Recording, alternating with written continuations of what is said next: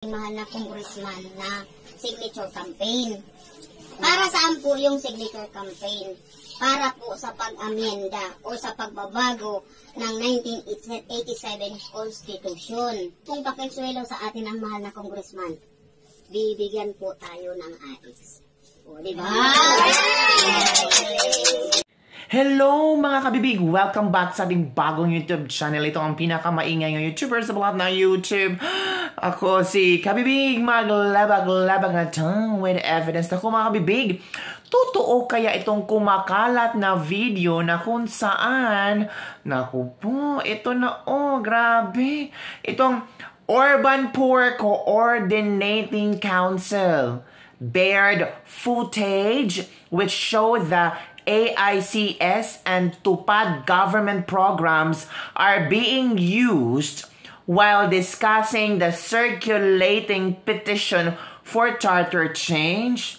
Naku, tapos meron pang congressman na na-mention na parang siya yung mastermind. Naku mga kabibig, anong nangyari? Parang talagang may People's Initiative ba nga pumirma doon sa charter change na form ay kailangan talagang may orientation para saan yung pagpirma nila. Nako, last time sinabi ni congressman, sino yung congressman na nagsabi, na binabayaran ng 100 pesos si Representative Edsel Lagman. Sinabi niya na voters who would sign this petition for People's Initiative will be given 100 pesos each. Wherein yung 50% na 100 pesos na kung ilan kayo nasa probinsya nyo ay nakuha na ng mga mayor. 50% ng payment nakuha na ng mga mayors and respective coordinators. So yun ang pinasabog ni Representative Edsel Lagman. At meron na ngayong video na kumakalat kung saan ako dinidiscuss ng isang babae kung paano at ano itong charter change. Nako mga bibig, panoorin ninyo. Watch this video. Makinig na tayo. Mamaya explain na lang natin. Ito po yung form na ito para ito sa kinakalap ng ating mahal na congressman na signature campaign. Para saan po yung signature campaign? Para po sa pag-amyenda o sa pagbabago ng 1987 Constitution. Ito, para po gusto nila itong mabago. Kasi, di ba, marami na yung mga dati pang batas na hindi naman po naaangkop na sa panahon ngayon. So, ito po, kung sakali po ito napapabor po sa atin, marami po tayong makakalap si congressman dito, magkaroon po tayo ng charter change. Malaking tulong po ito sa atin. Bakit? Di ba po binibigyan tayo ni congressman ng AX? Di ba po binibigyan tayo ni congressman ng TUPAD? Ang AX po ba at TUPAD batas ngayon? Wala pong batas, di ba?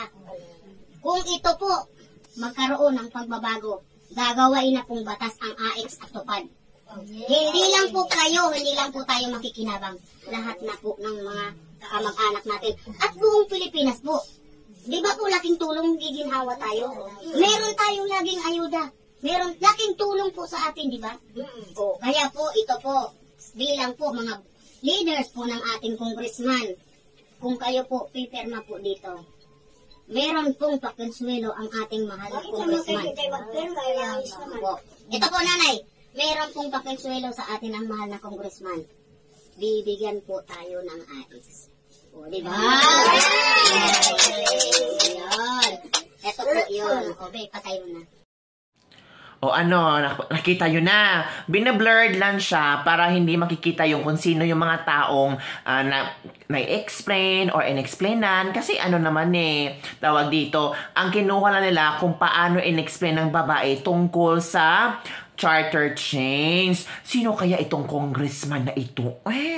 Mastermind sa charter change. Ito naman ang mga sinasabi ng mga ilang netizen tungkol dito. I am for the constitutional change, not the signature campaign. Wala akong tiwala sa Congress, lalo na sa House of Representatives. Ang mga tao naman, okay naman sa constitutional change or charter change as long as klaro yung pagka-explain at para saan. Hindi naman yung parang bibigyan tayo ng ayuda, tapos hingin ang ating signature, babayaran ng 100 pesos, ay pwede na. Hindi ganon. Ito pa, may hidden agenda yan. Talagang ganyan sila maglaro at magtrabaho. So what? Who cares about constitutional change? Wala kaming paki dyan. Basta sa amin, number 1 si Martin Romualdez. Ganon? May ganon, number 1 si Martin Romualdez? Grabe naman. Ipakita mo muna na resibo na si Pangulong Bongbong Marcos ang nag-utos para may logic daw usapan natin.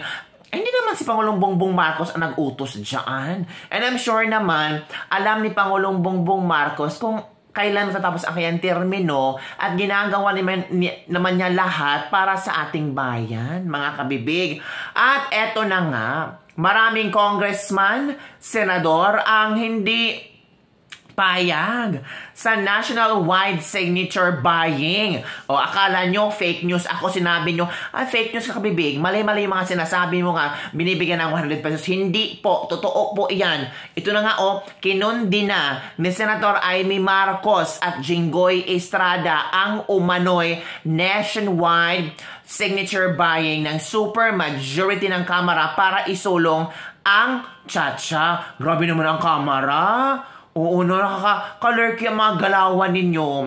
Mahawa naman kayo sa Pilipino. Oy, ganun ba ang estilo ninyo? Babayaran ng 100 pesos? O nagsabi si Ed Selagman ha, hindi ako. My goodness. So ito ang sabi ni Senator Amy Marcos. Our constitution is not for sale.